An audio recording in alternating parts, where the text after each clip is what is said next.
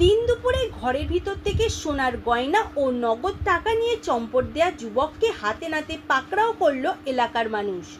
বাড়ির গৃহকর্ত্রী ঘর ছেড়ে ছেলেকে পাড়ার মাঠ থেকে ডাকতে গিয়ে বাড়িতে ফিরতেই এক যুবক বাইরে বেরিয়ে যাচ্ছেন। সন্দেহ হয়, দ্রুত ঘরে প্রবেশ করে দেখেন আলমারির পোশাক ও জিনিসপত্র লণ্ডভণ্ড, পাশের ঘরের জানালা ভাঙা। সেখান থেকেই ওই যুবক বাড়িতে প্রবেশ করে বলেই মনে করছেন বাড়ির লোক।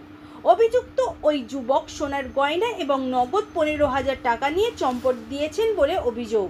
এরপর তাকে ধাওয়া করে কিছুক্ষণ পর এলাকার মানুষের সহযোগিতায় পাকড়াও করে যুবককে। তারপর গয়না উদ্ধার করার চেষ্টা।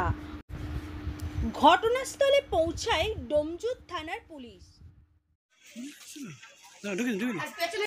এইখান থেকে এসছে ফুটেজটা ওখান থেকে দেখতে পাওয়া গেছে।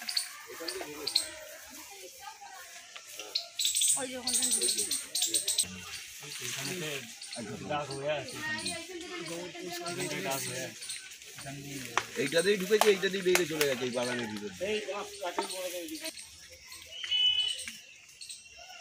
আর সিসিটিভি ক্যামেরা ফুটেজ ওইখানটা করে রয়েছে।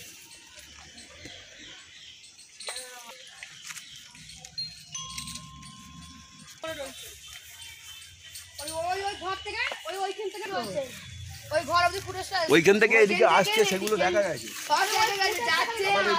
পালিয়ে গেছে সেটাও দেখা গেছে। আমি আমার ছেলেকে নিয়ে বাড়ি আসি, দেখি না আওয়াজ হলো। আমি ভাবলাম হয়তো হনুমান টনুমান ঢুকেছে। তারপর দেখি না ওই ঘর থেকে কাউকে আমি বেরিয়ে যেতে দেখলাম। আমি শব্দ পেলাম, এখানে ডামফামগুলো সব পড়ে গেল। পড়ে যাওয়ার পর দেখি না খুচরো পাইছিলাম, পরে আওয়াজ, সেই আওয়াজটাও পেয়েছি। তারপর দেখি না ওই ঘরে আলমারি খোলা, সব জামা কাপড় ছড়িয়ে আছে, মানে আলমারি প্লাস শোকেসটাও সব খোলা। সোনার গয়না পয়সা সব নিয়ে চলে গেছে। একজোড়া আমার ননদের, আমার শাশুড়ির, মানে একজোড়ার এক পিস, আর 15,000 টাকা ক্যাশ। বুঝলাম বলতে আমার বৌমা, আমি একটা কাজে গেছিলাম, আমার বৌমা বাড়ি এসেছে, নাতিকে নিয়ে আসছিল। নাতিটা বাইরে খেলা করছিল, তাকে নিয়ে আসতে গেছিলো, নিয়ে আসছিল। ওর দেখে একটা সন্দেহ হয়েছে, আওয়াজ হচ্ছে কি। তখন ও ঘরের দরজা খুলে যখন ঢুকে দেখছে এইখান থেকে কে বেরিয়ে চলে গেছে, তো দেখতে পাইনি তাকে, বেরিয়ে চলে গেছে।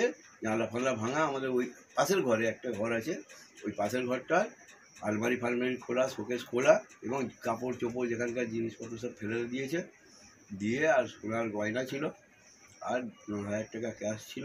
ওই দুগুলো এই প্রথমে ওর বাড়ি থেকে ধরার পর তারপরে পুলিশকে খবর দিয়ে যায় না, পুলিশ এসেছিলো। তারপরে বললো আমি অমুক জায়গায় রেখেছি, সেখানেও নিয়ে গেছে, পাইনি। আর এক জায়গায় নিয়ে গেল, সেখানেও পাইনি। তারপরে পুলিশ ইতিমধ্যে অফিসাররা এসে ওকে নিয়ে চলে গেল।